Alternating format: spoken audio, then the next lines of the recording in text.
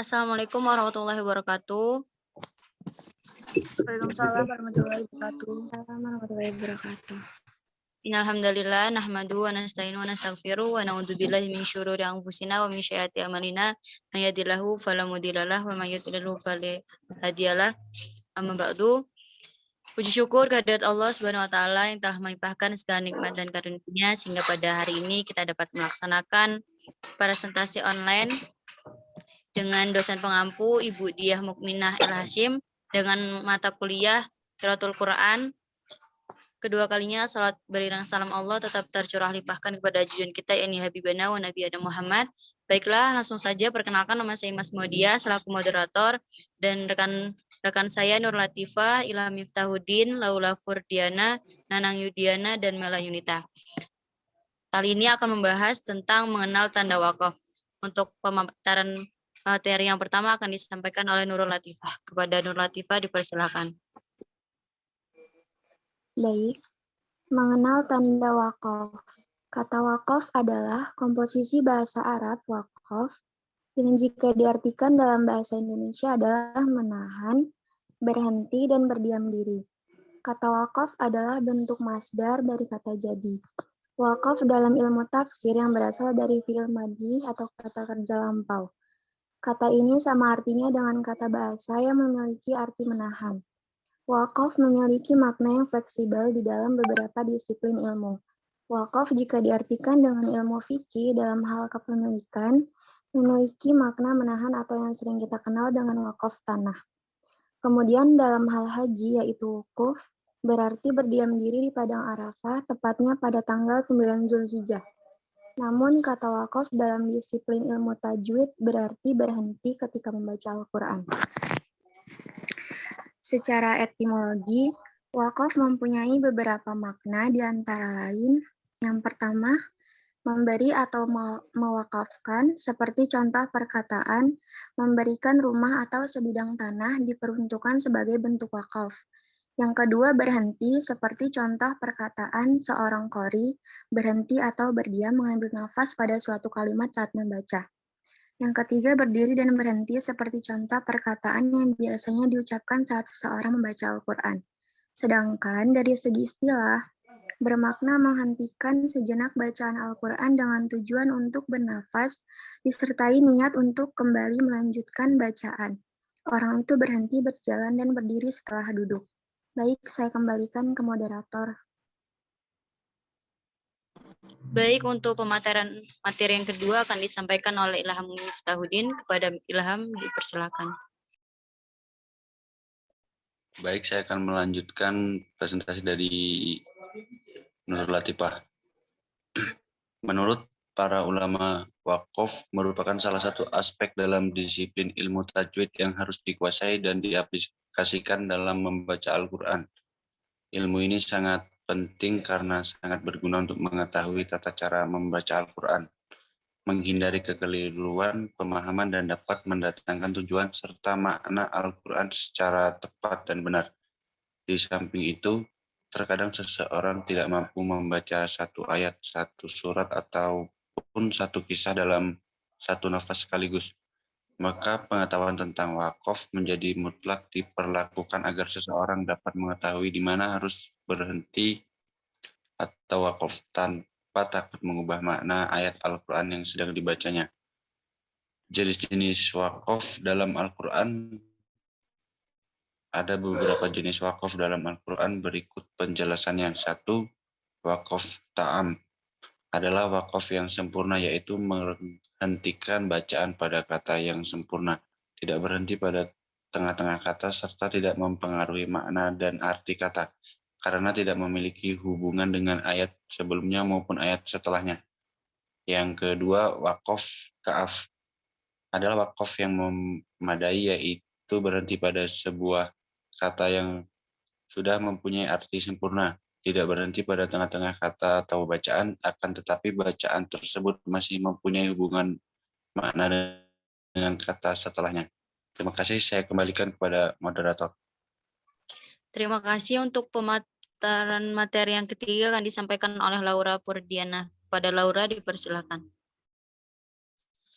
Baik, saya akan melanjutkan materi dari Ilham Mitahuddin. Yang ketiga ada Waqaf Hasan. Waqaf Hasan adalah wakaf yang baik, yaitu berhenti pada sebuah bacaan atau kata yang sempurna. Tidak mempengaruhi arti atau makna, akan tetapi bacaan tersebut masih mempunyai hubungan makna dengan kata setelahnya.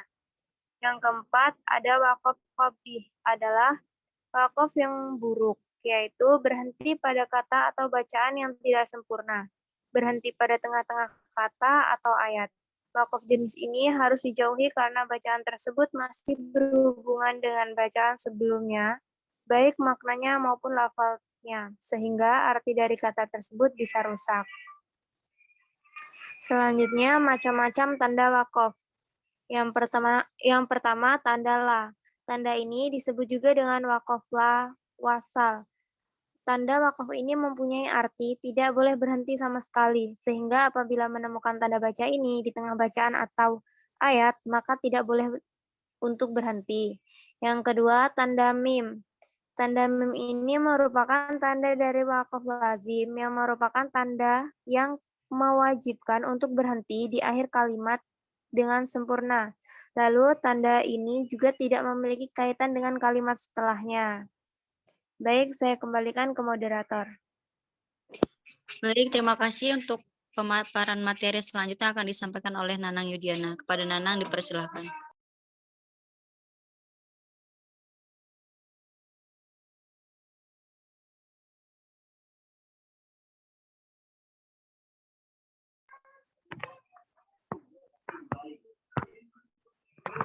Baik, saya akan melanjutkan pembacaan dari Laura.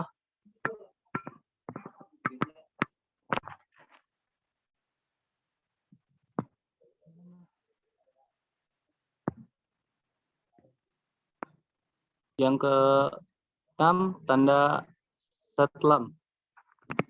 Ya kan? Tanda satlam adalah singkatan dari wasalu yang artinya kadang boleh diwasalkan atau boleh diteruskan bersambung. Sehingga akan lebih baik apabila berhenti meskipun terkadang juga boleh untuk diwasalkan. Ketujuh, tanda kif. Wakaf ini juga dinamakan wakaf mustahab. Ini merupakan tanda wakaf yang lebih diutamakan untuk berhenti. Tanda ini biasanya akan ditemukan di kalimat saat pembaca meneruskan tanpa harus berhenti. Yang ke-8 adalah tanda sin atau tanda sakta. Tanda wakaf sin mengartikan bahwa Anda harus berhenti seketika tanpa mengambil nafas terlebih dahulu. Dengan kata lain, makanya yaitu pembaca harus berhenti seketika tanpa mengambil nafas yang baru agar bisa meneruskan bacaan kembali. Yang ke-9 adalah tanda qaf. Tanda qaf adalah singkatan dari kadzalika yang memiliki makna serupa. Wakaf ini ditandai oleh huruf qaf dan memiliki makna serupa dengan wakaf yang sebelumnya. Sehingga saat bertemu dengan tanda ini sebaiknya menyamakannya dengan wakaf sebelumnya. Tanda yang ke-10 adalah tanda mu'anaqah atau muraqabah. Tanda wakaf satu ini disebut sebagai wakaf muraqabah yang artinya terikat. Biasanya wakaf ini muncul sebanyak 2 kali dimanapun. Cara membaca yaitu harus berhenti pada salah satu tanda tersebut, sehingga jika sudah berhenti di tanda pertama, maka tidak perlu berhenti di tanda kedua, dan begitu pun sekali sebaliknya. Yang ke-11 adalah tanda waqfah. Tanda waqfah ini memiliki maksud yang sama dengan wakaf sakta, di mana suatu tanda yang mewajibkan untuk berhenti sejenak tanpa harus mengeluarkan nafas terlebih dahulu, tidak bernapas, atau tetapi untuk tanda wakaf ini diharuskan untuk berhenti lebih lama tanpa adanya pengambilan nafas. Yang ke-12 adalah tanda kok. Ini disebut juga sebagai wakaf mutlak. Saat bertemu dengan tanda ini, pembaca diharuskan sesekali untuk berhenti.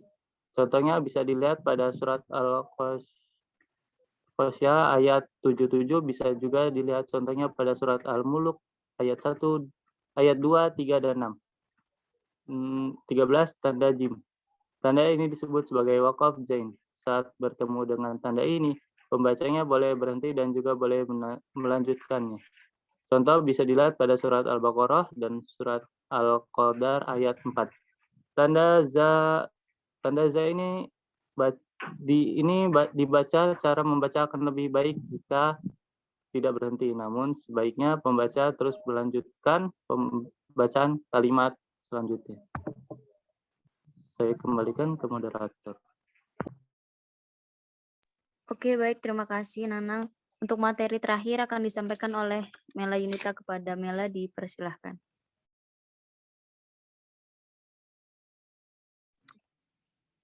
Yang selanjutnya adalah tanda shot. Tanda shot dikenal sebagai wakaf murakas yang menunjukkan bahwa lebih baik untuk tidak berhenti. Akan tetapi, tanda ini diperbolehkan untuk berhenti jika keadaan darurat tanpa mengubah makna dan artinya sama sekali. Saat bertemu dengan tanda ini, boleh berhenti jika sudah kehabisan nafas atau ayat terlalu panjang.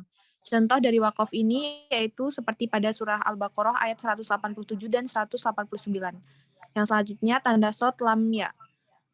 Tanda wakaf keempat ini adalah singkatan dari kata al-wasl aula, yang maknanya wasol atau meneruskan bacaan, maka itu lebih baik.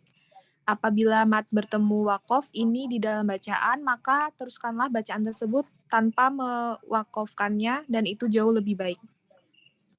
Selanjutnya, tanda qaf. Tanda qaf memiliki singkatan kila alaihil waqaf, yang artinya telah dinyatakan boleh berhenti di wakaf yang sebelumnya, sehingga akan lebih baik apabila Anda meneruskan bacaan meskipun boleh diwakafkan. Kesimpulannya, wakaf adalah salah satu hukum yang penting dipelajari dalam ilmu tajwid, dan mempelajari wakaf kita dapat mengetahui kapan dan di mana kita harus berhenti sejenak dalam membaca ayat-ayat Al-Quran. Pemahaman yang minim dapat menyebabkan seseorang jatuh pada kesalahan ketika membaca Al-Quran. Saya kembalikan kepada moderator.